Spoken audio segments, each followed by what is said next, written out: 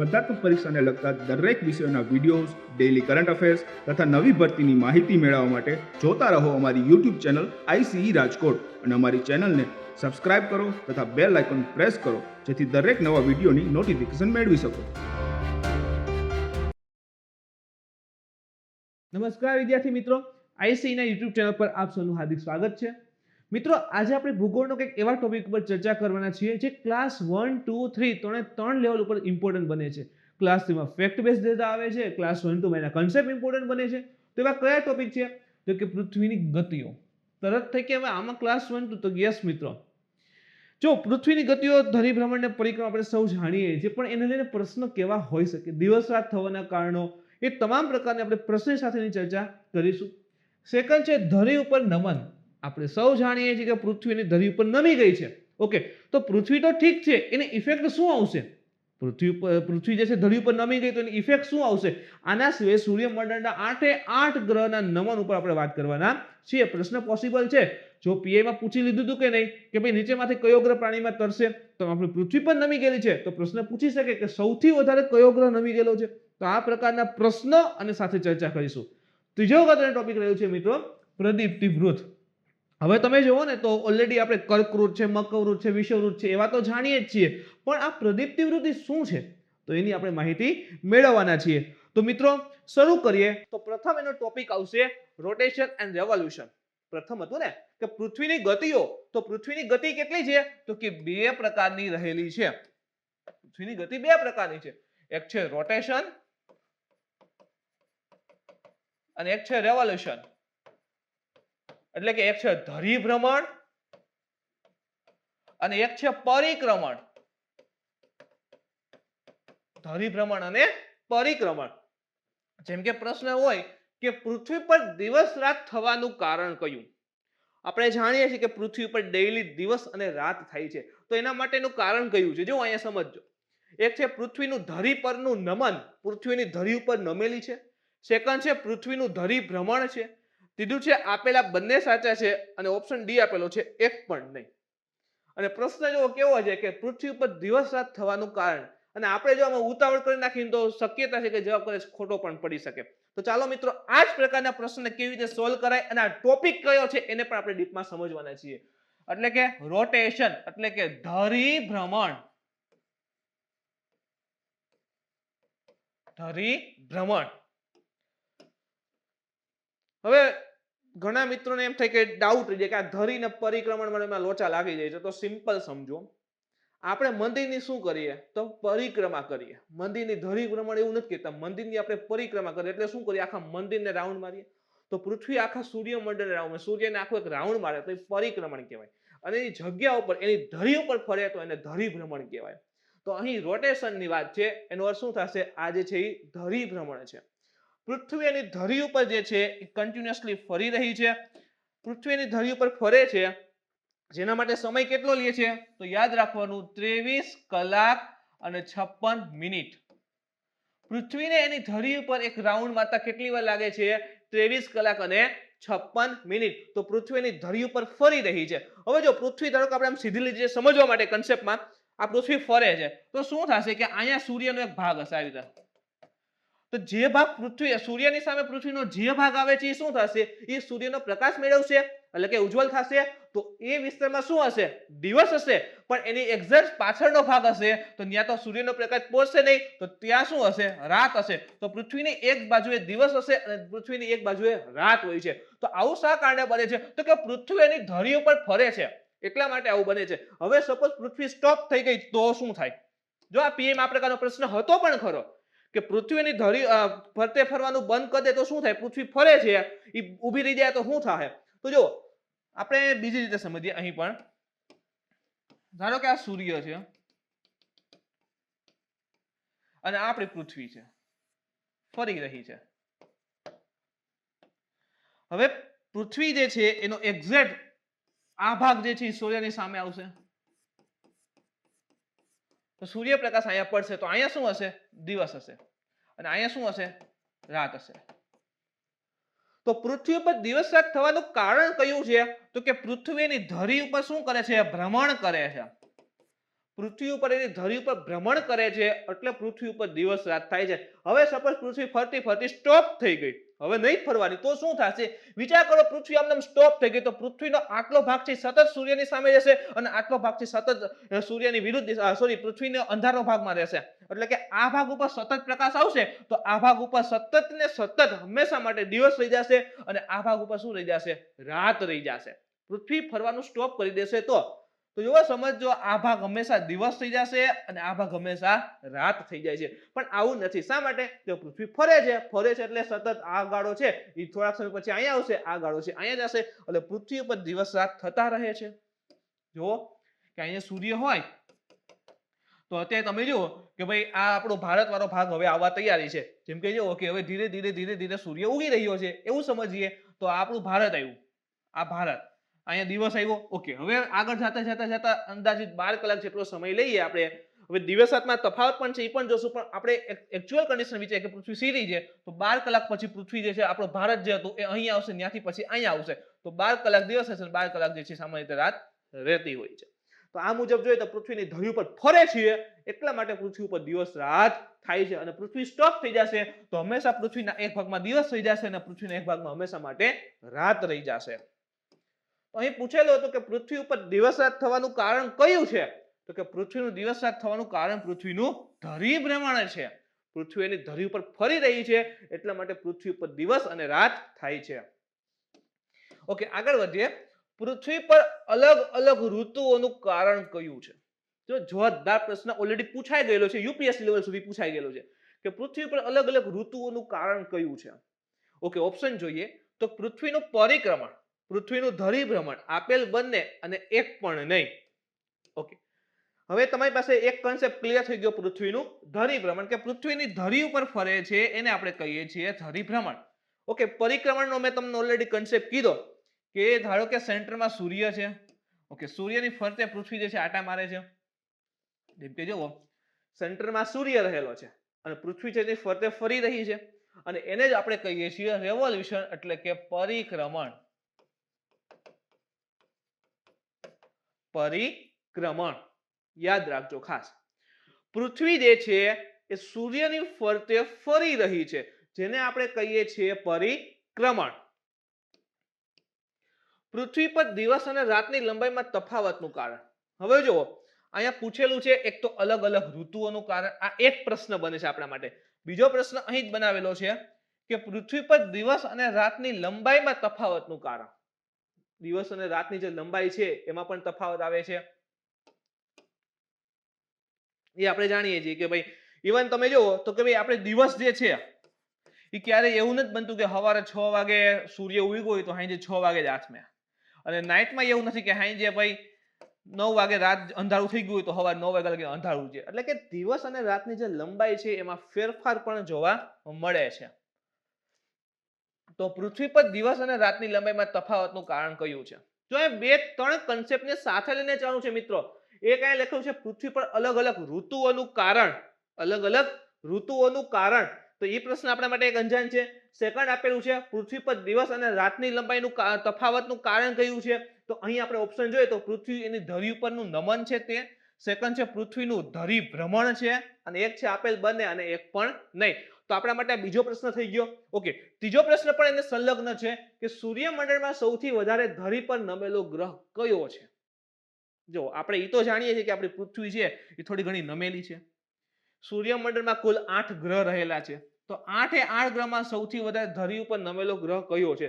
તમારી સામે ઓપ્શન મૂકી દે, શુક્ર, મંગળ, નેપચ્યુન, યુરેનસ. આ જ પ્રકારે પીઆઈ ની એક્ઝામમાં પ્રશ્ન હતો કે કયો ગ્રહ છે, ઓપ્શન આપેલા 4 કે જેને પાણીમાં તરી રહેશે. આ જ પ્રકારનો વિચિત્ર પ્રશ્ન હતો. સામાન્ય રીતે કેવા પૂછે, સૌથી મોટો કયો, સૌથી નાનો કયો, આ તે એવું પૂછતા હોય છે, પણ હવે પેટર્ન બદલી ગઈ છે, કંઈક અવનવું પૂછવાની શરૂઆત થઈ ગયેલી છે. તો ઓલરેડી પૂછેલું છે કે 4 ગ્રહ આપેલા હતા, કીધું હતું કે કયો ગ્રહ છે પાણીમાં તરશે, એનો જવાબ હતો શનિ. શા માટે શનિ? તો કે આખું જે સૂર્યમંડળમાં 8 ગ્રહ રહેલા છે, 8 ગ્રહોની અંતર્ગત શનિ ગ્રહની જે ઘનતા છે એ સૌથી ઓછી છે, સૌથી ઓછી ઘનતા રહેલી છે. તો સૌથી ઓછી ઘનતા હોય એને આપણે પાણીમાં નાખી દઈએ, શું કરે? તરશે જ. શનિ ગ્રહ તરવાનો છે. તો એ જ રીતે પ્રશ્ન પૂછી લીધો મિત્રો કે સૌથી વધારે ધરી પર નમેલો ગ્રહ કયો છે, અને 4 ઓપ્શન શુક્ર, મંગળ, નેપચ્યુન અને યુરેનસ. તો ચાલો મિત્રો બધા પ્રશ્નને સોલ્વ કરીએ. તો પહેલું આવશે ધરી પર નમન. ઋતુઓ માટેનું કારણ કયું છે, દિવસ રાતના તફાવતનું કારણ કયું છે અને સૌથી વધારે ધરી પર નમેલો ગ્રહ કયો છે? તો સૌથી પહેલું આવશે ધરી ઉપરનું નમન.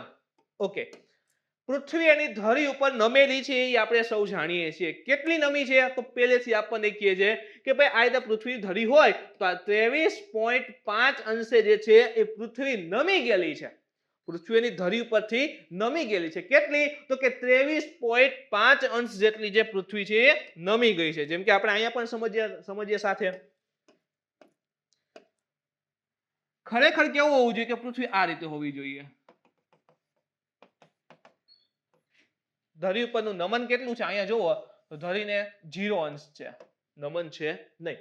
પણ ખરેખર પૃથ્વી કેવી રીતના છે? આ રીતે છે. આ નમી ગયેલી છે. આ કેટલી નમી છે? તો કે 23.5 અંશ જેટલી નમી ગયેલી છે. ઓકે, આ 23.5 પૃથ્વી નમેલી છે. પૃથ્વીને અક્ષ ડ્રો કરીએ તો આ રીતે.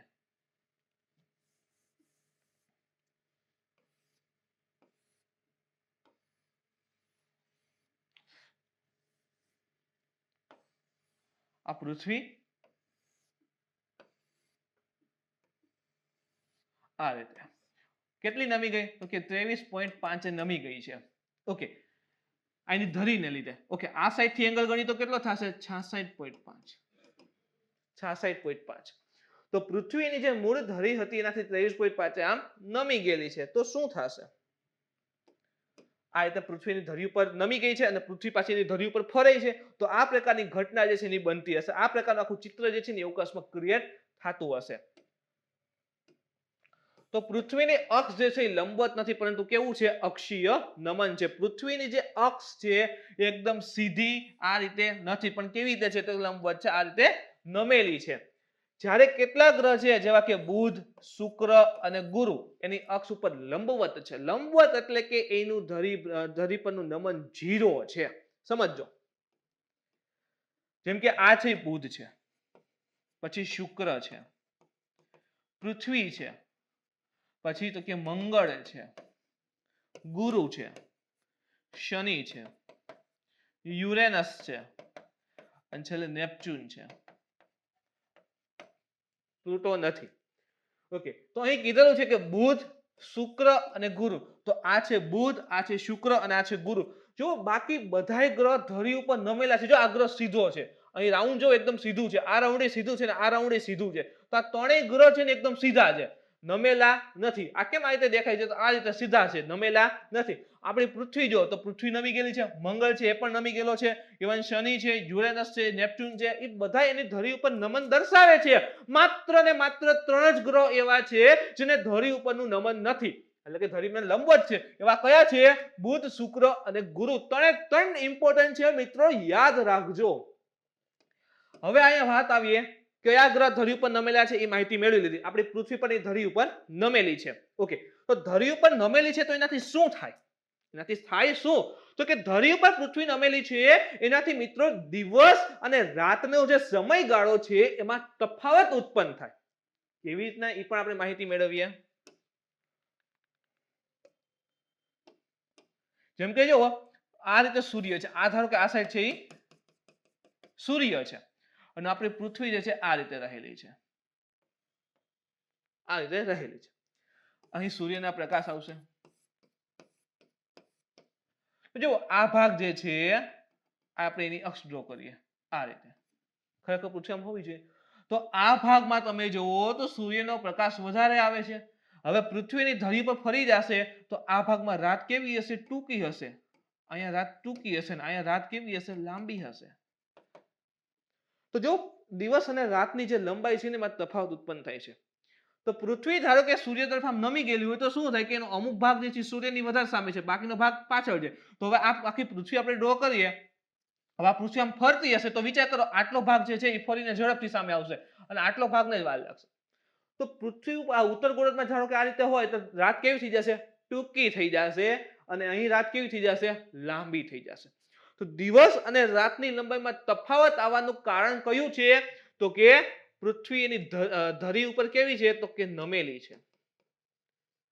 પૃથ્વી એની ધરી ઉપર નમેલી છે અને આ જ કારણથી પૃથ્વી પર દિવસ અને રાતની જે લંબાઈ છે એમાં ફેરફાર આવે છે. તો પૃથ્વી ધરી પરનું નમનને લીધે દિવસ અને રાતમાં તફાવત ઉત્પન્ન થાય છે. એ વસ્તુ યાદ રહેવી જરૂરી છે મિત્રો. ઓકે, આ ત્રણ ગ્રહના નામ પણ તમે મિત્રો નોટ કરી લેજો કે બુધ, શુક્ર અને ગુરુ જે છે એ અક્ષ ઉપર લંબવત છે, એટલે કે 0 અંશ નમેલા છે, નમન છે નહીં. અને બાકી બધા ગ્રહ જે છે નમન દર્શાવે છે. તો અહીં એક પ્રશ્ન હતો તમારા માટે કે સૌથી વધારે ધરી પર નમેલો ગ્રહ કયો છે? આપણે કીધું કે 3 ગ્રહ સિવાય બાકી બધા નમન દર્શાવે છે, તો સૌથી વધારે નમેલો ગ્રહ કયો છે?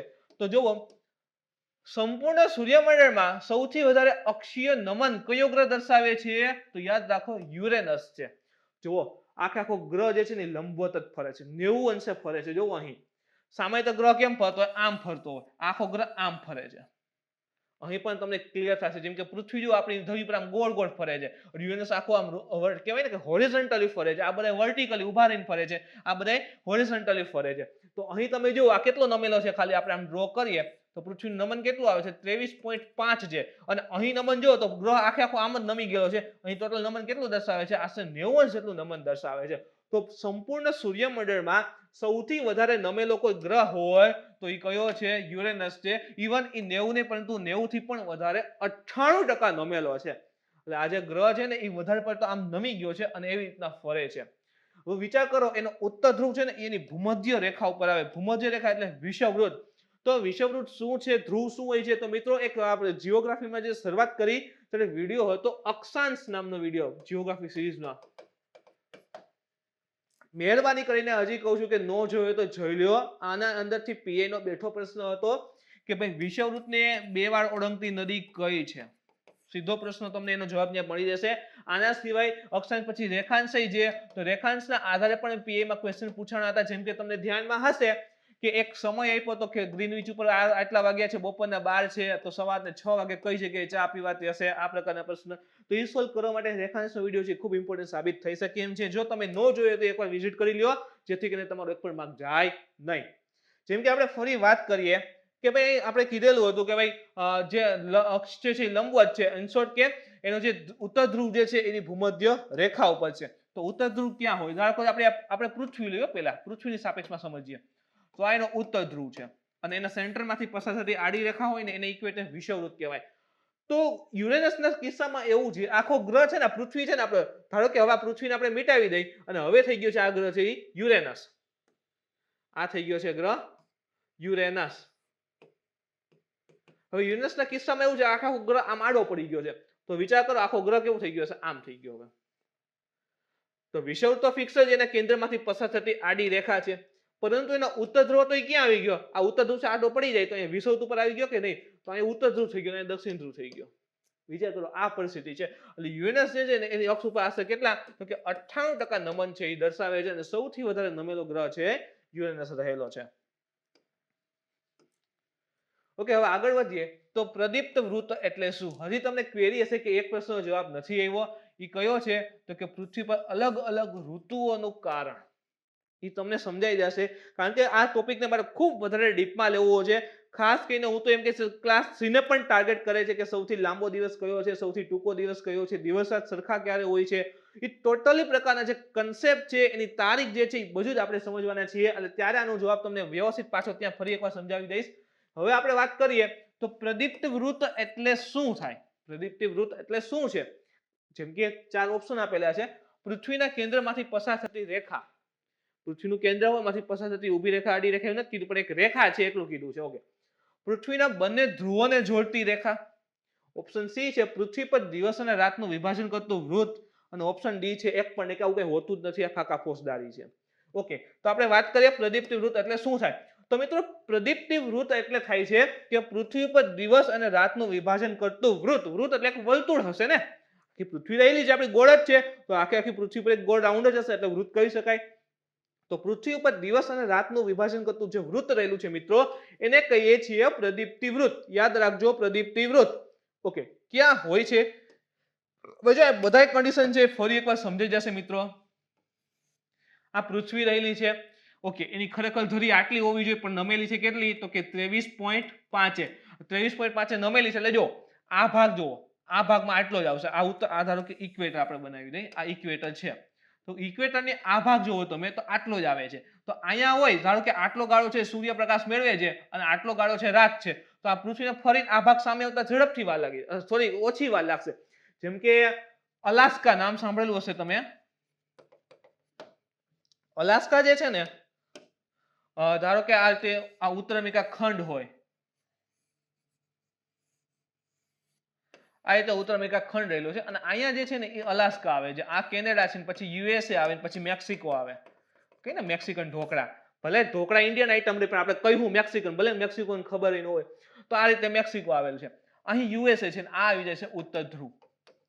તો સૂર્ય જે છે ને એ જ્યારે આ ઉત્તર ગોળાર્ધમાં આવે ને, એ સૂર્યની અપરન્ટ મુવમેન્ટ હોય છે, એટલે કે આભાસી ગતિ. હવે આ ઉત્તર ગોળાર્ધમાં ક્યારે આવે, દક્ષિણ ગોળાર્ધમાં ક્યારે આવે, એ પણ આપણે આજે જ ભણવાના છીએ ઉત્તરાયણ ને દક્ષિણાયનના આધારે. તો જ્યારે સૂર્ય જે છે ને આ ભાગમાં હોય ને ઉત્તર ગોળાર્ધમાં આ રીતે અહીંયા, તો આ અલાસ્કામાં એમાં કેવું થાય કે ભાઈ તમે સાંજે હુવો ને તો 11 વાગે સૂતા હોય ને 10-11 વાગે, તો ત્યારે તડકો જ હોય, ત્યારે તડકો જ હોય. અને સવારે તમે 7-8 વાગે ઉઠો ને તો એ તડકો જ હોય. એટલે તડકામાં જ સુવાનું ને તડકામાં જ ઉઠવાનું. શું કામે? તો ત્યાં રાત છે ને એ ખૂબ નાની થઈ જાય, 5 થી 6 કલાક જેટલી થઈ જાય. ક્યારે? કે સૂર્ય ઉત્તર ગોળાર્ધમાં હોય ત્યારે. જ્યારે સૂર્ય દક્ષિણ ગોળાર્ધમાં આવશે તો અહીંયા રાતનો સમયગાળો ખૂબ વધી જશે, ઉલટું થઈ જશે. 6 થી 7 કલાક સૂર્ય હશે, બાકી અંધારું થઈ જશે. તો એ મુજબના કન્સેપ્ટ આવશે. એટલે જુઓ કે ભાઈ દિવસ અને રાતની જે તફાવત છે એ ખાસ કરીને પૃથ્વીની ધરી પર નમેલી છે એના કારણે ઉત્પન્ન થતા હોય છે. ઓકે, તો નમેલી છે આપણને ખબર પડી ગઈ છે. ઓકે, હવે આપણે આગળ વધીએ તો પ્રદીપ્ત વૃત્ત ઉપર હતા. તો ખરેખર તમે જો તો પૃથ્વીના કેન્દ્રમાંથી પસાર થતી ઊભી રેખા આ રીતે થાય છે. ક્લિયર? 0 આપણે નામ આપી દઈએ, કાંઈ નથી રાખવું, 0 રાખવું. ઓકે, હવે એની ધરી ઉપર નમી ગઈ છે 23.5, 23.5 નમી ગઈ છે. પણ અહીં તમને એક રેખા દેખાશે કે જો આ 0 વાળી આપણે રેખા ડ્રો કરીને એ પૃથ્વી પર દિવસ અને રાતનું ખરેખર વિભાજન કરે છે. ખરેખર પૃથ્વી ધરી આ રીતે રહેલી છે. આ પૃથ્વીના કેન્દ્રમાંથી પસાર થતી એક રેખા છે. અહીં તમે જો તો આ 90 અંશના ગાળા બનતા હશે, આ રીતે 90 ના આ રીતે.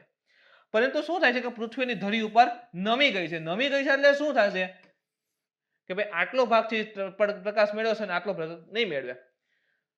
હવે અહીંયા તમે જુઓ તો આ અહીંથી સૂર્ય, અહીંયા સૂર્ય રહેલો છે, તો સૂર્યના કિરણો જે છે આ ગાળા સુધી આવી શકે, આમ આ સુધી જશે. હવે અહીંયા તો ન પહોંચે, પૃથ્વીનો પાછળનો ભાગ છે. તો આ રીતે આટલા ગાળા સુધી સૂર્ય છે, તડકો છે, અને આ ગાળામાં રાત છે. તો દિવસ અને રાતનું આ રેખા જે છે ને એ વિભાજન કરે છે અને એને જ આપણે કહીએ છીએ પ્રદીપ્ત વૃત્ત. પ્રદીપ્ત વૃત્ત પણ કહેવાય છે. ક્લિયર થાય છે કે પૃથ્વી ઉપર દિવસ અને રાતનું વિભાજન કરતું જે વૃત્ત રહેલું છે એને આપણે પ્રદીપ્ત વૃત્ત કહીએ છીએ. ખરેખર તમે જુઓ તો આપણે પૃથ્વીને ડ્રો કરીએ તો શું કહીએ તો કે પૃથ્વીની ધરી ઉપર નમી ગઈ છે આ રીતે. તો આપણે આમ ડ્રો કરતા હોઈએ. હવે આજી રેખા ડ્રો કરીએ છીએ ને, અત્યાર સુધી આપણે રેખા તો ડ્રો કરતા પણ પરફેક્ટ નામ નહોતું ખબર. તો શું હતું એનું નામ? પ્રદીપ્ત વૃત્ત. શું કામ? કે આ રેખાના આ ગાળામાં સૂર્યની સામે આ ભાગ હશે તો ત્યાં દિવસ હશે અને આ ગાળામાં જે છે એ રાત હશે. તો પૃથ્વી પર દિવસ અને રાતનું વિભાજન કરતું જે વૃત્ત રહેલું છે અને પ્રદીપ્ત વૃત્ત જે છે એ કહેવામાં આવે છે. પ્રદીપ્તિ વૃત્ત આવે છે. તો મિત્રો આ હતો આજનો લેક્ચર, જેમાં આપણે ઇમ્પોર્ટન્ટ જે ટોપિક રહેલા છે જીઓગ્રાફી, શરૂઆતમાં કીધું ને ક્લાસ 1, 2 થી 3 લેવલ ઉપરના, તો આ તમામ ટોપિક ઉપર આપણે ચર્ચા કરી લીધી છે. મિત્રો આજના લેક્ચરમાં કંઈ ડાઉટ હોય, ક્વેરી હોય તો તમે કોમેન્ટ કરીને જણાવી શકો છો. આજનો લેક્ચર ગમ્યો તો મિત્રો લાઈક કરો, શેર કરો, તમારા મિત્ર સુધી પહોંચવા માટે કોશિશ કરો. નેક્સ્ટ ટાઈમ ફરી મળીશું નવા ટોપિક સાથે. Thank you.